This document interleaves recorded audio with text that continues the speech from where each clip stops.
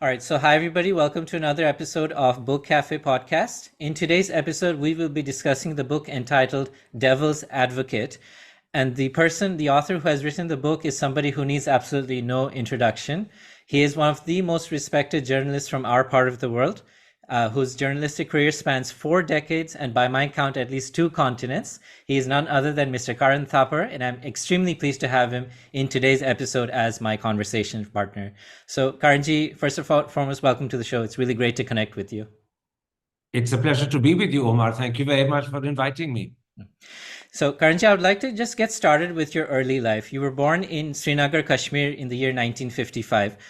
For our audience members who haven't had the privilege of visiting Kashmir yet, do please tell us what it was like in the 1950s and 60s growing up. Is it paradise on earth, as a lot of my Kashmiri friends seem to claim? It's a very beautiful state, and there's no doubt about that. But remember, I was born in 55, and I only stayed in Kashmir for 6 weeks before my father, who was in the army, was posted out. So actually, I have no real knowledge of what Kashmir was like in the 50s and 60s, but I have been back to Kashmir several times on holidays, not in the 50s and 60s, but in the 80s, 90s, 2000s, 2010s. And it's a very beautiful state, though sadly, as you know, it's a very troubled state at the moment, a deeply troubled state. Indeed. Would you mind telling us a little bit about the special status that was assigned to Kashmir after India's independence in 1947 and the subsequent revocation of that status by Mr. Modi's government? What are your thoughts on that? Are you for this decision or against this decision? Do please tell us your thoughts on that, if you could. Kashmir is not the only state in the Indian Union that has special status. There are several states in the Northeast that have special provisions that apply only to them. Nagaland is the most prominent of those, but there is also special status for other states like Mizoram, for Andhra Pradesh, for Maharashtra, for the tribal territories. Kashmir had a special status, which was perhaps distinct to the special status of others. It was part of the terms on which Kashmir acceded to India in 1947. Remember, for the first 3 months after independence, there was what was called a standstill agreement by which it was understood that Kashmir would be technically an independent territory while it made up its mind whether it wanted to accede to India or to Pakistan. After Pakistani forces invaded Kashmir, Kashmir chose to accede to India. And the basis of that accession was formalized in the Indian Constitution as Article 370. That was the article that was revoked or read down, to be more correct, by Mr. Modi in August 2019. I think it was an extremely controversial and probably a very unnecessary step. It has certainly annoyed the Kashmiri people hugely, but it's equally true that it has thrilled the rest of the country. That is partly to do with the misunderstanding, because Kashmir acquired a political status that meant that people were aware of its special status and people questioned why it was necessary. That wasn't the case with the special status that states in the Northeast have, particularly Nagaland. And in some senses, in fact, Nagaland's special status is even more special than Kashmir's. But because Kashmir got politicized and Nagaland didn't, there was a huge response of euphoria and delight when Kashmir's special status was taken away. Nagaland's continues. It's almost been guaranteed that it will and not be taken away in any sense. And no one has done anything about it. Okay, all right. So thank you so much for sharing your thoughts on that, Karanji. And I do stand corrected that there are other provinces or states in India that have that special status. So coming back to your early life, you are of course an army brat because your father, Pran Thapar, was the fourth army chief for India. And in fact, I actually he was the fifth. Okay, so I stand corrected. So the fifth army chief, and in fact, he was actually name dropped in another book by an author named Lieutenant General JFR Jacob. Not this particular book, but another book called An Odyssey in War and Peace. And obviously, our viewers and listeners will be very familiar with Lieutenant General JFR Jacob. He's a war hero. He's one of the most revered war heroes that we have in Bangladesh. And he described your father, and I quote, as an upright and cultured man. Would you agree with Lieutenant General JFR Jacob with regards to how he described your father in his book? You're hardly going to find me saying that I don't agree. I mean, when someone describes your father as upright and cultured, one is not just in agreement with that description, but rather pleased to hear it. General Jacob, of course, would have been a lot junior to my father. Remember, my father left the Indian Army after being army chief in 1962. General Jacob was the lieutenant general who was partly responsible for the Bangladesh War in 1971, and he continued serving, I think, till 1975 or 76. So General Jacob would have been at least 15, 16 years junior to my father. Indeed, indeed. And thank you so much for that. Now, there is one puzzle that I would like to talk to you about, Karanji, and that is that there seems to be a lot of confusion with regards to another prominent war hero, Army Chief Sam Manekshaw, and whether he was actually responsible for the military victory that we experienced in Bangladesh with the joint Indo-Bangladesh forces, or whether the credit actually should go to Lieutenant General JFR Jacob. Where do you stand in this debate? Do you feel that Sam Manekshaw deserves all the credit, or do you feel that it is Jacob who actually deserves the It credit was for an the army victory? victory, but General Manekshaw, as he was at the time, later on he became Field Marshal Manekshaw, was the army chief of the day. And usually when victory is given to an army, it is the army chief who is the first in line to take the credit. But there's no sense in which he can be the only person to take the credit. The army commander in Eastern Command, which was responsible for the action in Bangladesh, was Lieutenant General J.S. Arora. The chief of staff of that army commander was General Jacob. I think at the time, correct me, General Jacob may have been a major general and not a lieutenant general, but it's You're possible right. he was a Yes. lieutenant general. No, you're So correct. He was a major general. Yes. so there are several people in the army who would take credit for what happened in 1971. But as the army chief, obviously the person who fronted the army is the person whose name comes first to mind. And understandably, that victory is associated with him, just as the victories that Britain had in the Second World War are often associated with General Montgomery, who later on became Field Marshal Montgomery, or General Auchinleck, who became Field Marshal Auchinleck. Victories do tend to get associated with individuals, just as Wellington is famously associated for the Battle of Waterloo. But without doubt, many more people than just one person gets the credit. But the name that fronts the credit is usually that of the army chief. Absolutely. And I think one of the reasons why I brought up that point is because you did, in fact, interview Sam Manekshaw in 1999. You said he was 86 years old, and then he corrected you, saying he's actually 85. And so there was a bit of banter between the two of you. It was a wonderful episode. I really enjoyed watching it. But having said that, in the second half of the episode, when you probed him a bit more about the Bangladesh Liberation War and the details pertaining to the war, it seems as though he was being quite evasive about it, or maybe he didn't want to get into the details. And so one gets the impression that maybe he didn't have actually a lot to do with the nitty gritty of the on ground reality, and perhaps he just delegated everything to Lieutenant General Jacob. Your thoughts on that, if you could? I think you're reading far too much into the interview. It was a general chatty interview. It wasn't a detailed scrutiny of the Bangladesh war. It was a general chatty chat show style interview about Field Marshal Manekshaw's life, marriage, his views, and also it was an opportunity for his repartee and for him to expose his skills as a storyteller. He was a delightful raconteur. So you're reading too much into that one or two questions about Bangladesh. And certainly they don't in any way suggest that he had very little to do with it, that he had a side role only to play, and that the real role was played by General Jacob. And as I said, General Jacob was not the Eastern Army commander at the time. He was only chief of staff. Far more important in Eastern Command was General Aurora. You're ignoring that completely. Yes, you are right. And I suppose that it has something to do with the fact that General Jacob didn't talk very highly about General Aurora in his book, but that's another story. So we'll just skip through that, Karanji. General Thank you. Jacob, not just in his books, and I've read only one or two of them, not the one that you're referring to, but General Jacob, in the interviews that he gave me, and he gave me several, was very keen to promote, and I'm not saying he did it wrongly or rightly, but he was very keen to promote his own role in what happened and his critical role in the surrender that took place and how that surrender was arranged by him, and the extent to which he almost bluffed General Niazi, the Pakistani army commander, into surrendering when General Niazi's position was nowhere near as weak as General Niazi believed it to be. General Jacob has played a very significant role in promoting and bringing his role to everyone's attention, and perhaps, and I say this kindly, not nastily, perhaps exaggerating the importance of the role he played. But individuals tend to do that when they talk about themselves, and I suppose that's understandable as well. But I don't think people like you and me as journalists should make the mistake of accepting that one man's propagation of his role or exaggeration of his role is the truth. Bear in mind that General Jacob was only Chief of Staff, Eastern Command. The army commander was General Arora. There were also, by the way, other corps commanders involved who were critical, not just in the planning stages of the war, but in the execution of the war as well. And there was, of course, the army chief.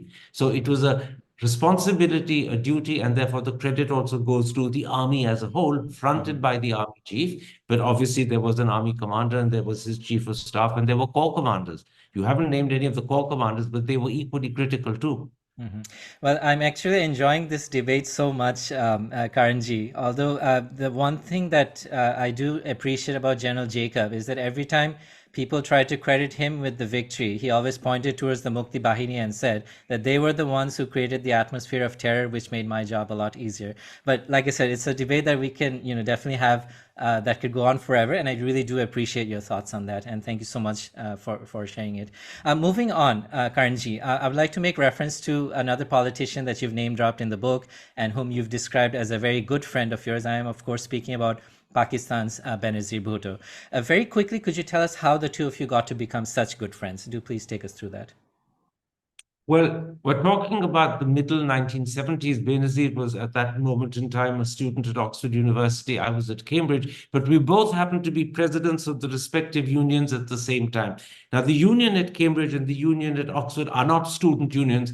That is the term for the debating society. It's called the Union Society, but it is a debating society. They host debates 2 or 3 a week during term time, and they're usually black tie events. And they're very highly regarded. To be president of the union is considered to be quite an achievement. There's a huge election that leads towards that moment of success when you get the job. And Benazir happened to be president of the Oxford Union at the same time as I was president of the Cambridge Union. That's what initially brought us together. We then became friends. And after I got married, she became a very close friend and a very dear friend of my late wife, Nisha, which in a sense cemented the friendship and took it further. And then during her years in exile, she spent, I think, 2 in England. She'd come over very frequently. And she found it easy to come over because I was then married and she had a shoulder to lean on and cry on in Nisha. And it's a relationship that therefore goes back to, I would say, 76, 77. Understood. And just for my knowledge and my curiosity, and for a lot of our viewers and listeners in Bangladesh and in the Bengali diaspora, I have to ask you this, Karanji. In her private talks with you and with your late wife, Nisha, did she ever talk about her father, Zulfikar Ali Bhutto, and his role in the debacle that happened with the 1970 elections and the subsequent liberation of Bangladesh? Did she ever express let me stop you. Yeah. I don't intend to reveal in public what conversations took place in private. That would be wrong, and it would be perfectly improper of me to do so. So what she said about her father in private will remain in private. But what I can say is that we very, very rarely discussed her father's role in the 71 Bangladesh war. It wasn't a subject of overwhelming interest either to her or to me. Okay, all right. So let me move on to another prominent political figure that you've name dropped in the book. And of course, it's Aung San Suu Kyi, whom you've known since you were 5 years old, and she was 10 years your senior. She was 15 at the time. And you've, of course, interviewed her many, many times over the years. And I would like to specifically ask about the 2017 Rohingya crisis and the fact that, there were so many people on this side of the border who expected her to make some sort of statement that would condemn the military junta's role in the ethnic cleansing and the genocide that occurred. But she has kept very silent on this issue or has been very evasive about it. As a family friend, as somebody who has known her for so many years, how do you look at this situation, Karanji? Do you feel disappointed in her? Or do you feel that she is exactly right and that she needs to be pragmatic if she is to remain in power or to have her base with her to support her? Do please share your thoughts on that. There's no doubt that the stand that she took as state councillor of Burma at the time on the Rohingya issue was a pragmatic stand. It was one that was politically convenient for her to take. It was one that I suppose was dictated to a very considerable extent by the position she held. And her great concern that she wanted to further democracy and constitutional rule in Burma, and she did not want to endanger it by instigating the army into ending what was still an experimental stage of democracy. But, and this is the important bit, but I think she let herself down very badly. Her silence, and it was more than silence, silence is a euphemism and a polite one at that, her failure to speak out critically, her failure to identify what was happening, which was pretty akin to genocide, was a great disappointment to people who had enormous respect and affection for her. Remember, she was a Nobel laureate, and she was a Nobel laureate for the extremely steadfast manner in which she stood up for, and the years, decade and a half, I believe, I right in saying, that she spent in house arrest and jail fighting for her country's democracy. And in a sense, that memory was soiled and tarred and stained by her behavior over the Rohingya period, which I think was a great blot on her career and on her reputation. She remains still a personal friend, and I'm very fond of her personally, but I think it would be dishonest not to admit that she did let herself down. Indeed, indeed. And I think that it's also quite striking that in a lot of your recent interviews, you've had a lot of pro-Palestinian voices on your show, the interview on The Wire. And I think that a lot of people do appreciate you taking that step. And it is quite fascinating, I find, that, whatever happened in Burma, with the use of Israeli weapons that enabled it. And you have a lot of guests on your show from Israel as well as from Palestine, who has given their views on the Palestinian issue, which has been going on for more than 75 years now. So, Karanji, just coming to last set of questions, Karanji, I think now is a good time to address the elephant in the room. I am, of course, speaking about Mr. Modi. And you've mentioned in the book that you've become somewhat of a pariah as far as Mr. Modi goes. So would you like to take us through that? And how exactly did this breakdown in relationship happen? And where do you stand right now as far as Mr. Modi and his government is concerned? As far as Mr. Modi and his government are concerned, I suppose the word pariah that you used is an accurate word. I'm by no means a journalist that they regard highly, not even a journalist that they would give interviews to or in any other way interact with. So there is a clear red line which separates me from them. When I invite BJP spokespersons or BJP ministers, they no longer accept. They don't even bother to reply. It's not a relationship that is disguised. It is quite upfront and open that they are not fond of me. And I think this probably goes back to an interview I did with Mr. Modi in 2007 when he was Chief Minister of Gujarat, where he walked out of the interview, I think, roughly within 2 minutes and 30 seconds or 2 minutes and 40 seconds. I'm saying that from memory. He didn't like the interview. He thought it was aggressive. He thought it was, perhaps in his eyes, he thought it was rude. I didn't. I thought it was perfectly correct and journalistically proper. And I was simply doing what I think is required of an interview, which is questioning the sitting Chief Minister of Gujarat about what had happened in his state, for which many believed he was responsible in 2002. But he didn't like the line of questioning, and he got tired of it within 2 minutes and 30 or 40 seconds and left. And that is the genesis of the problem. It has got considerably worse since he became Prime Minister. Oddly enough, there was no real problem with his ministers and his party spokespersons for the first 3 years that he was in office. They would happily come to my programs. But somewhere around 2017, 18, and I can't understand why it happened in 2017 and 18, but somewhere around that period, they stopped coming. I began being told by BJP spokespersons and by BJP ministers that the party president, a man at the time called Amit Shah, is upset with you. Why don't you have a word to sort matters out? I tried to the extent I could, but it didn't work. And I've accepted it as a fait accompli. This is a fact of life. And, if we're not going to be able to interact with each other, fine. That's how they want it. That's how it will be. Indeed. And more power to you, sir, for the independent journalism that you've engaged in. So just one last question. You're very kind. You're very, very kind. Thank you. You're welcome, sir. Sir, just let me just switch tracks just a little bit as we're coming to the end of our show. You are an Indian citizen. You're in a country with 1 billion cricket lovers. You even interviewed Kapil Dev, the 1983 World Cup winning captain, and you even made him cry during that interview because it was at the height of the match fixing controversy. What are your thoughts about Kapil Dev and that particular interview from the year 2000? Was he crying because he was guilty, or was he crying because he was just so pressurized by the media and the fact that anybody could even think that he would be capable of cheating. Do please tell us about that. The question that you asked was a question that everyone asked in 2000 when that interview first went on air. It was done for the BBC. The program was called Heart Talk India. And the question then was Kapil crying because he was guilty? And were these tears of guilt? Or were they tears of anguish and pain and suffering? And honestly, I don't know the answer. Some people even asked whether this was an act he was putting on, whether this was simply deliberate tears to invite sympathy, to invite a softer response from the audience. I certainly don't think it was the latter. Of that, I can be absolutely certain. He'd have to be a Shakespearean actor to be able to cry in that way and for that length of time. Remember, he was crying for pretty much the last 15 minutes of the interview.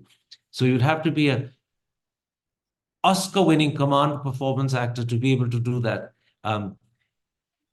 Whether these were tears of guilt or whether these were tears of anguish, I don't know the answer. I assume they were tears of anguish and not guilt because the issue has completely faded away. It was a frontline topical issue when we did the interview in May 2000.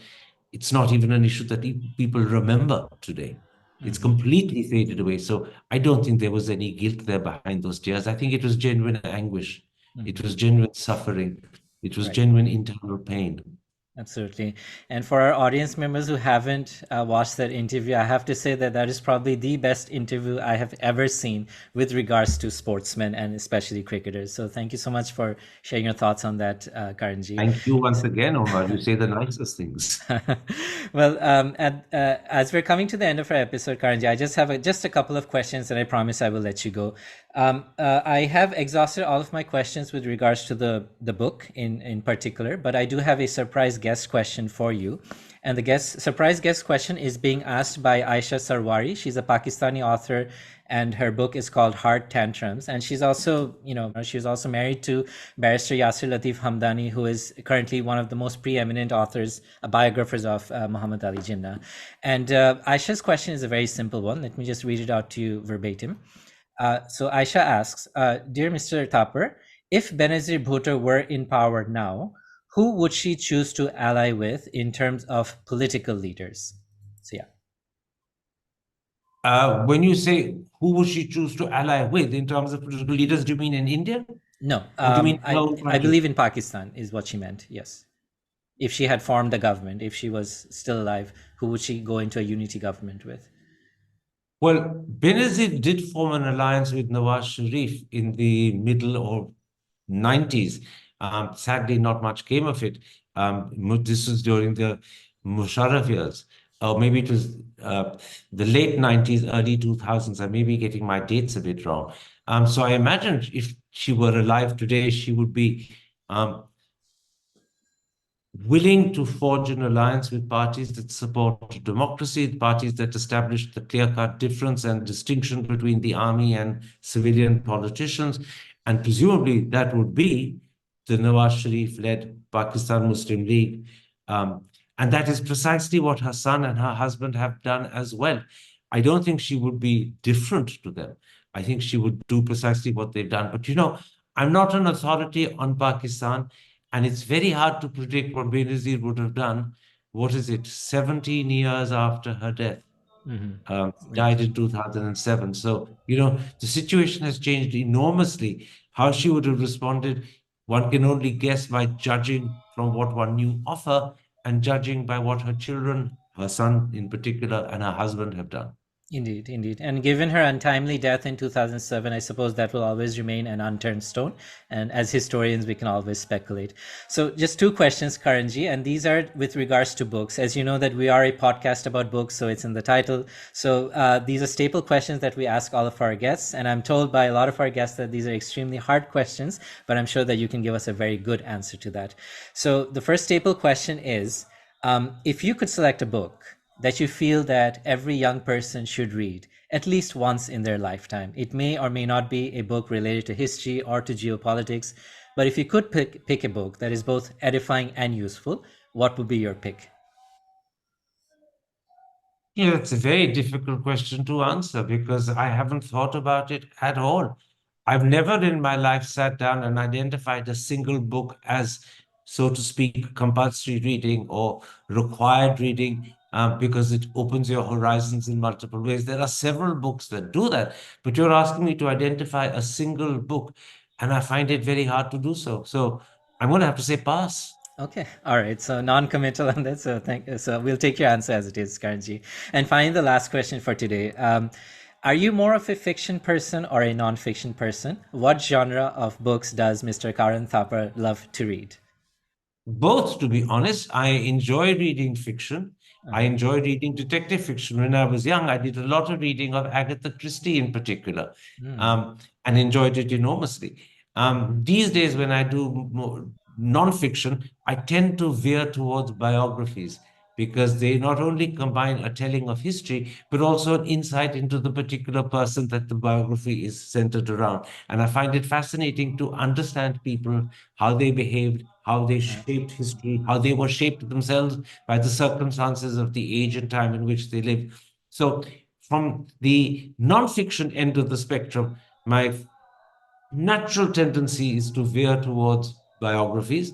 uh-huh. And from the fiction end, I enjoy a range of fictions. I try, if I can, to keep abreast of the Booker Prize winning awards. I've been failing for the last couple of years, but and occasionally I will make an effort to read some of the Nobel Literature Prize winners.